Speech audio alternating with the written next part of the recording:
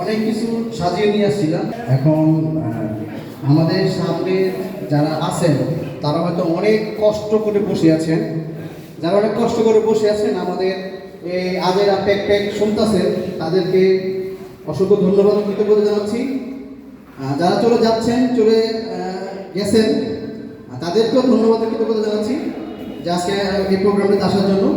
আমি প্রথমেই ধন্যবাদ জানাবো শ্রীপুর ব্লাড ব্যাংক এর সকল অ্যাডমিন মহোদয়দের, পাশাপাশি আরও বিশেষ কৃতজ্ঞতা জানাবো আমাদের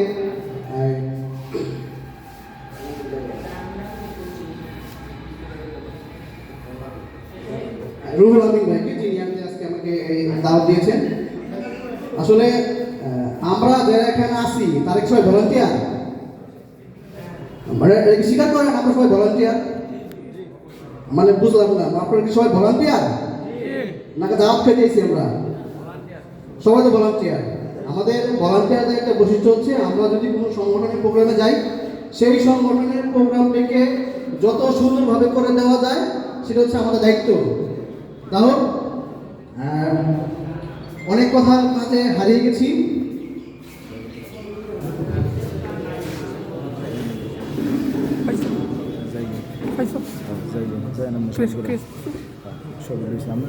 রুহুল আমিন ভাই আমাকে যেটা জানিয়েছেন, আমাদের এখানে হয়তো 35টা সংগঠন রেজিস্ট্রেশন করেছে। 35টা সংগঠনে সবাইকে নাম ধরে বলা সম্ভব না, একেবারে সবাইকে ধন্যবাদ জানিয়েছিলাম, আবারও জানাচ্ছি। যেটা হচ্ছে যে আমরা সবাই তো রক্তদান নিয়ে কাজ করি অনেক বছর যাবত। আচ্ছা, আপনারা চিন্তা একটা জিনিস প্রশ্ন করি আপনাদেরকে, সবাই তো ম্যাক্সিমাম গাজীপুরে নেই, গাজীপুরে কতগুলো সংগঠন আছে ব্লাড ডোনেশনের কাজ করে আপনাকে জানেন? কে জানেন?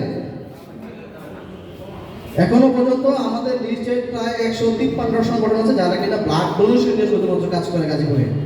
আচ্ছা, আপনারা আরেকটা করি মানে জানাই যে শুধুমাত্র কি ব্লাড ডোনেশন নিয়ে একটা স্বেচ্ছাসেবী কাজ? ব্লাড ডোনেশন করা, ব্লাড ম্যানেজ করা, এটা কি স্বেচ্ছাসেবী কাজ? আরো অনেক কাজ আছে, আমরা কি সেগুলো নিয়ে ভাবি না? অনেকেই ভাবি। এখন 2018 সালে আমাদের একটা ভিডিও প্রকাশ করেছিলাম আমরা, সেটা হচ্ছে আমরা হচ্ছি বাদাইমা শব্দ তো সবাই বুঝি। আমার সাথে একটু সাড়া দেন, তাহলে বুঝতে পারবো যে আপনারা হ্যাঁ সবাই কথা শুনতেছেন। যদি কথা না শুনে তাহলে কষ্ট করে বলার আমার দরকার নাই, আমি বসে থাকি। সবাই ক্রেস্ট নিতে আসছেন, ক্রেস্ট নিয়ে চলে যান, আমরাও চলে যাই। নাকি কথা শুনবেন নাকি বসে পড়বো? আচ্ছা, আপনারা কি বিশ্বাস করেন আমরা সবাই বাদাইমা?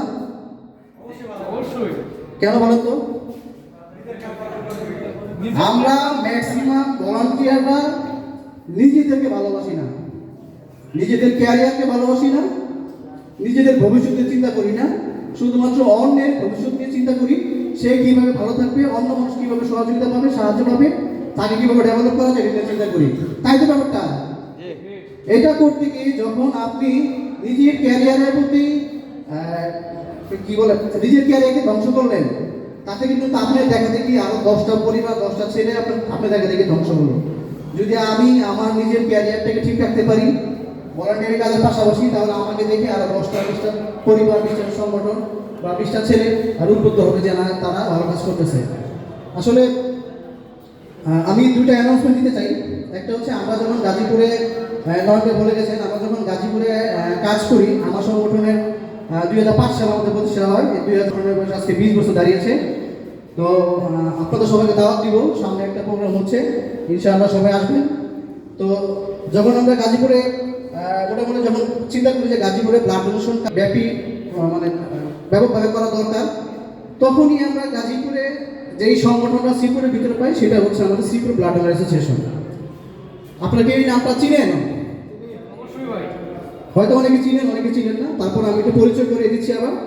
আমাদের এখানে শ্রীপুর ব্লাড ডোনার অ্যাসোসিয়েশনের সাবেক এবং বর্তমান সভাপতি হচ্ছে, প্রতিষ্ঠাতাকালীন সভাপতি হচ্ছেন আমাদের শরীফের সামনে আসো ভাই। কবির কিরণ, তো সামনে আসো।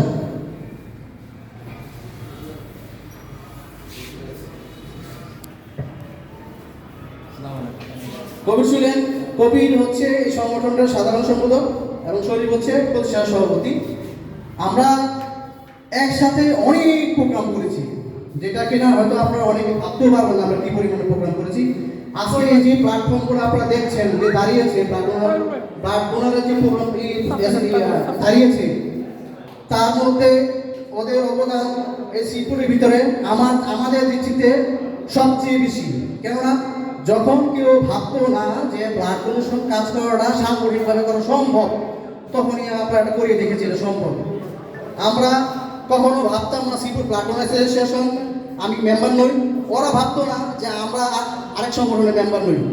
আমরা এমন কাজ করেছি, আমরা সেই গাজীপুর বলেন মন মানসিকতা ছেলে মেয়ে অনেক কম ছিল যে সংগঠন করতে হবে, নিজেকে বোনের মোষ তাড়াতে হবে, নিজেদের সকল কিছু নিজের অর্থ সময় ব্যয় করে আরেকজনের কাজ করতে হবে, অন্য সংগঠনের কাজ করতে হবে।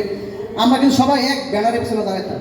যখন আমরা শ্রীপুর আসতাম, আমরা যখন আবার কাপাসে যেতাম তখন দাঁড়াতাম রক্তদান সেবা সঙ্গে কাপাসে ব্যানারে দাঁড়াতাম সবাই।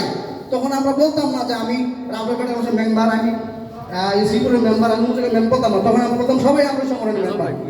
কেন বলতাম?